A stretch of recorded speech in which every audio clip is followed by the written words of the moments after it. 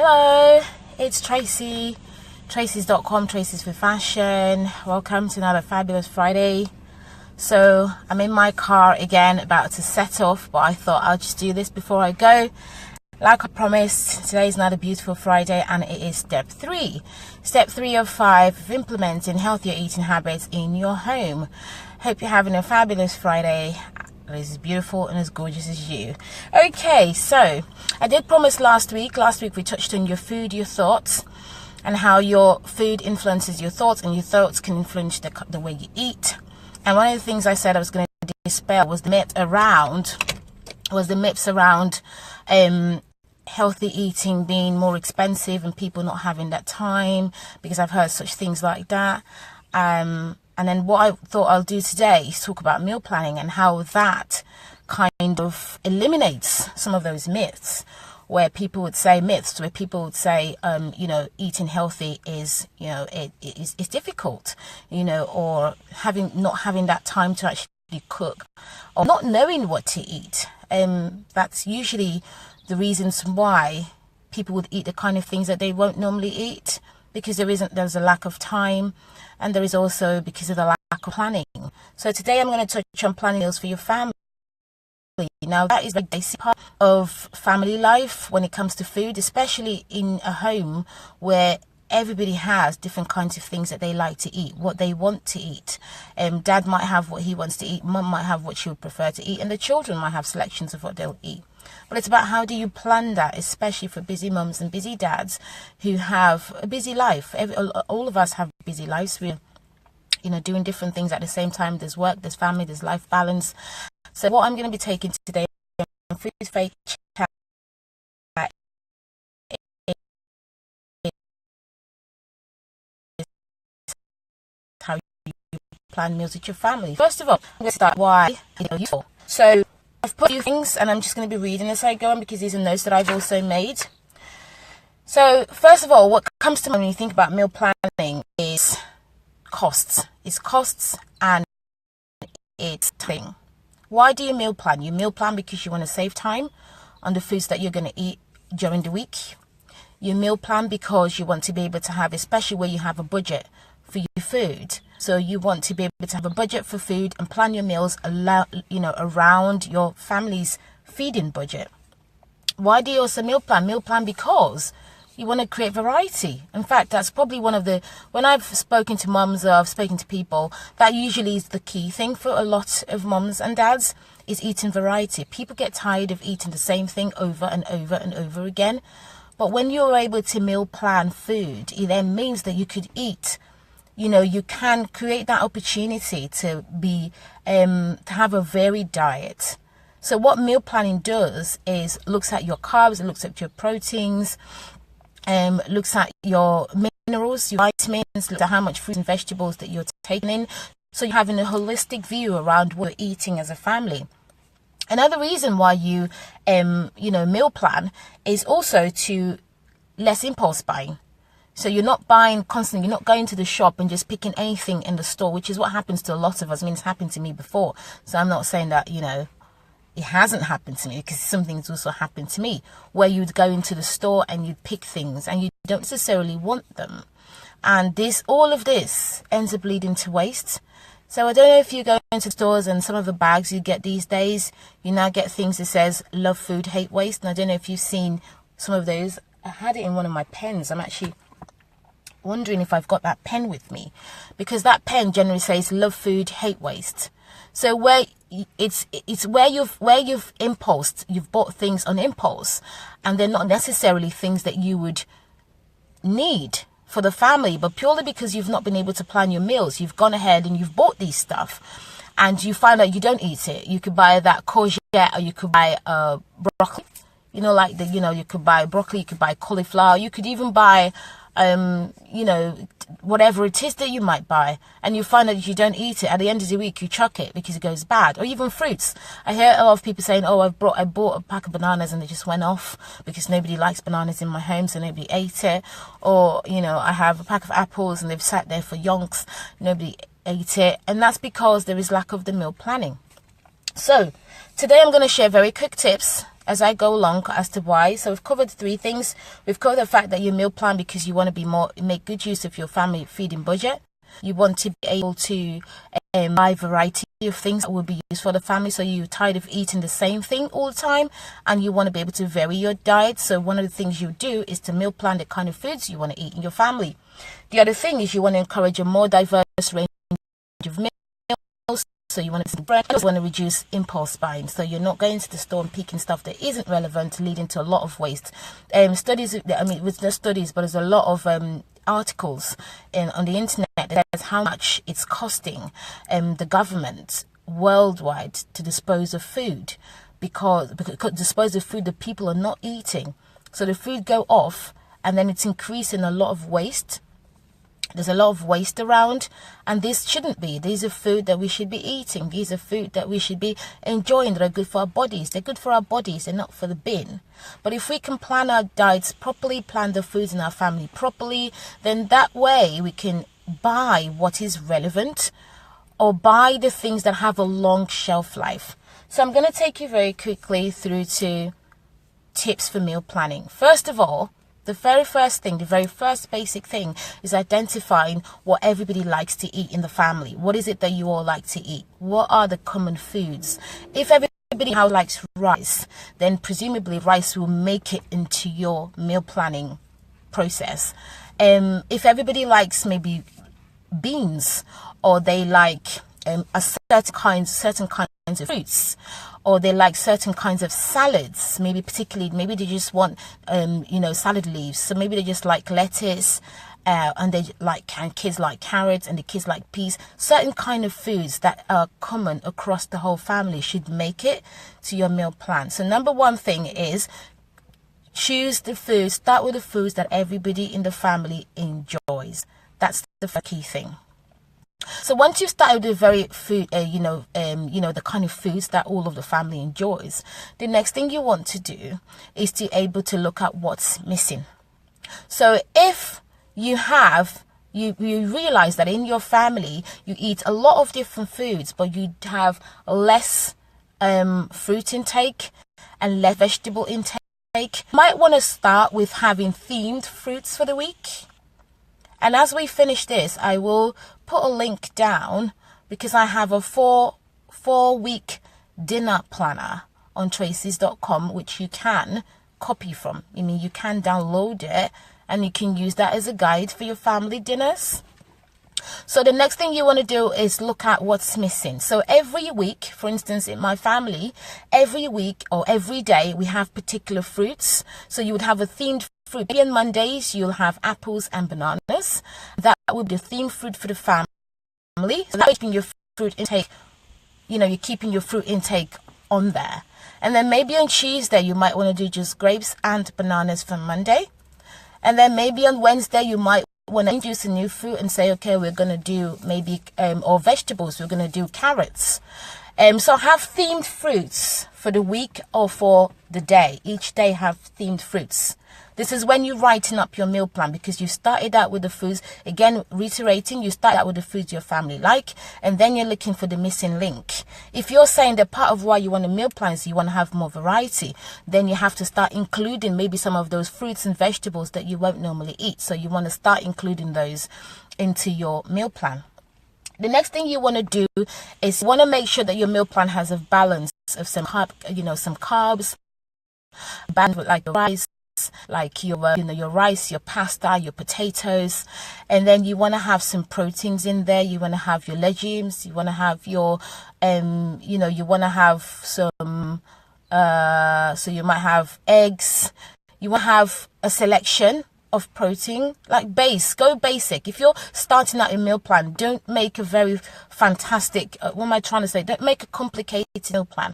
Start with something that is nice and easy for the family to flow into, and for you to flow into, because you have to cook these things, and so they have to be simple, quick stuff that already familiar with cooking. And this is just a stepping stone for somebody who's never meal planned. So this tips are for somebody who's never meal planned, never thought about meal plan, maybe wants to meal plan but just doesn't know how to.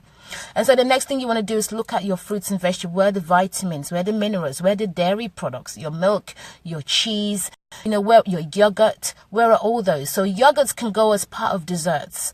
The one thing I will encourage is also have a dessert selection. Not a lot, but have some dessert. Give your meal plan some oomph and add some desserts. I mean, that's one of the things I've started to do, is add desserts. Maybe on the weekend, you might have like a nice slice of cake or something, depending on if you're not on a strict diet and this is just for the family. This is for something to create variety in the family, so you want to add some of those in there as well, something to add variety, like over the weekend, ice cream or or a cake, sponge cake, or you want to have some healthier yogurts, so you might want to buy like the yogurts that are natural yogurt or the Greek yogurt, that sort of thing, so you can have those at the weekend.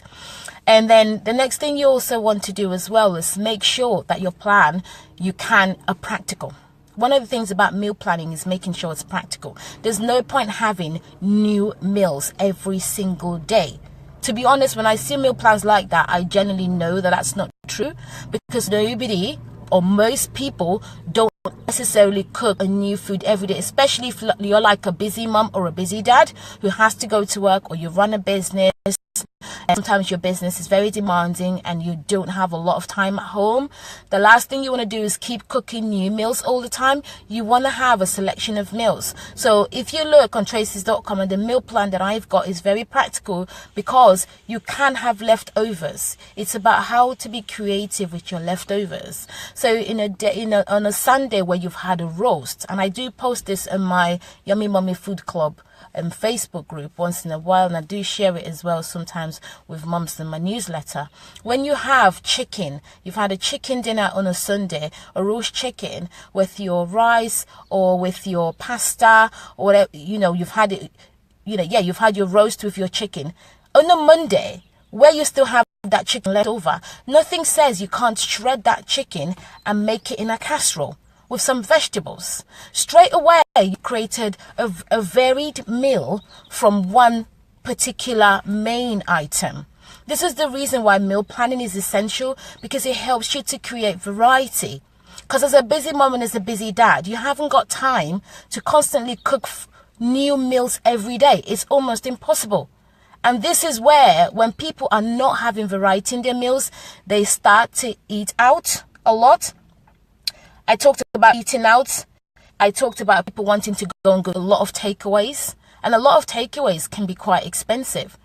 Nothing to say that they're always healthy, but they're always expensive. Do you know what I mean? They're always expensive. You can have your takeaways on a Friday, but for Monday to Thursday, as an example, you want to be eating healthy stuff. So one of the things you can do is what you have on Sunday, vary on Monday. Have the same thing in a different way. So you're presenting it differently and it's not looking boring. And that's what meal plan helps you do. All you need to do is spend 30 minutes.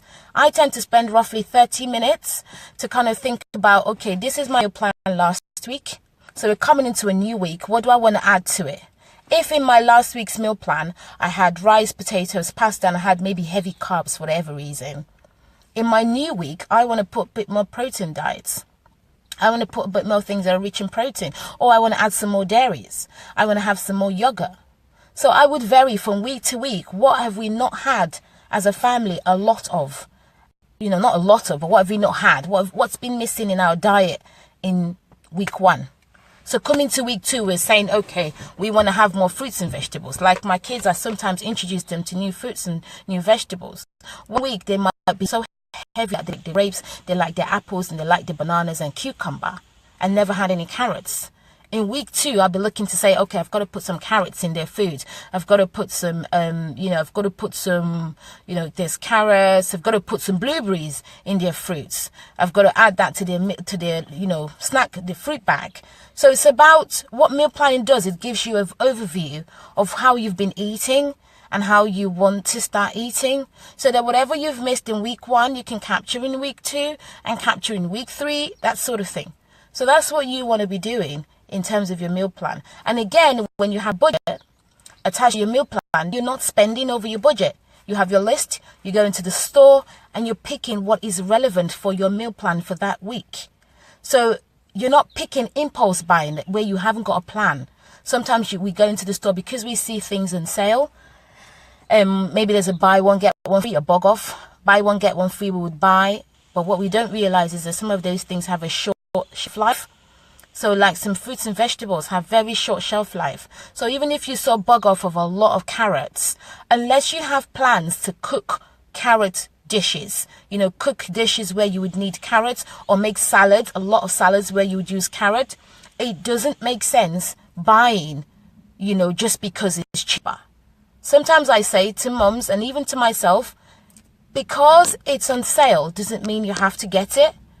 Because if it's not in your meal plan for that week, or it's not in your budget, your food budget for that week, why get it? Because what then happens is you buy that particular thing and it sits in your fridge. Oh, I'm going to make something with it. And you never get the time to. We're so busy. Let's be practical. Let's face it. We don't have a lot of time to be doing a lot of cooking in the kitchen. So it's about how we make the food creative, how we are creative about the food, how we're utilizing the resources at our disposal and the time that we've got, and utilizing it properly to avoid wasting food, because that's what leads to waste. What leads to waste is where you haven't had a plan for a particular thing that you've gone and bought in the store, and it sits in your fridge or it sits on your shelf and it goes off. And then what happens is you don't use it. Again, that's it. You chuck it in the bin, and that's another waste. That's your money down the drain. It's not any other person's money. It's your money down the drain. Whether it's 50p or a pound, or it's 500 naira, 100 naira, or 10 naira, or whatever currency, or $10, or whatever. The bottom line is, it's your money that's gone down the drain. And then there's a cost to the economy to dispose of that waste.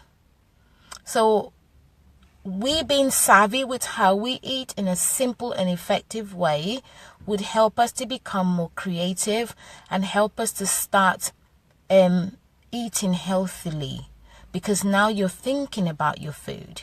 You're not just going to the shops and buying things, or you're not saying because you haven't meal planned, you didn't have the time to cook, therefore there's no food at home, therefore you go out and go and get takeaways. There's nothing wrong with getting takeaways, but it's how often you get the takeaways. There's nothing wrong with on a Friday evening the family wants to chill and we want to have pizza, or we want to just go to a restaurant, or we just want to order a takeaway of some sort and we want to eat at home. There's nothing wrong with that. But what's wrong is if you're doing it every single day. What's wrong is where the children are not, you're having to eat a lot of fast foods all the time. All the time. When it's all the time, that's where there's an issue. Where it's once in a while because you didn't have time to do X, Y, Z, or there were circumstances beyond your control that you have to eat out. Why not? Of course. But where you have to do it on a daily basis purely because, I don't know what to eat. I don't know what to eat. I don't know. So this is one of the things I also offer to mums. This is one of the things I also do for mums, is to help plan meals in the family that the whole family would enjoy, and also give some basic cooking tips of how you can prepare them so that they're very tasty. One of the things I'm going to cover next week, or the main thing I'm going to cover next week by the grace of God, is using fresh herbs in your cooking. That's one of the things that have made so much difference in how I cook, either for my family or how I cook for my clients. So I'm going to give you some techniques on how you can use fresh herbs to make your food more exciting, and also throw in some light on how to be creative with your leftovers. Thank you very much for staying connected with me. Remember, you're awesome. Remember, you're beautiful. If you need further assistance, please send an email to me, tracy's@mail.com, and Tracy is spelled TRAYCEES @mail.com. So send me an email or go into my website, tracy's.com, TRAYCEES.com. Have a look at the selection of recipes I've got on there. And if you need some tips as to how you can create your own meal plan, you can always download the meal plan on my website and just take a cue from it. If you need something for the toddlers, get to me. That's something you can talk to me about. I have a meal plan that is for toddlers, specifically for children, and how you can vary children's diets. So thank you very much for staying connected with me. Thank you very much for joining me on step 3 of 5. So next week we'll be taking on step 4 by the grace of God, where we talk about fresh herbs and how you can make some creativity out of your leftovers. Thank you for staying connected. God bless. Bye.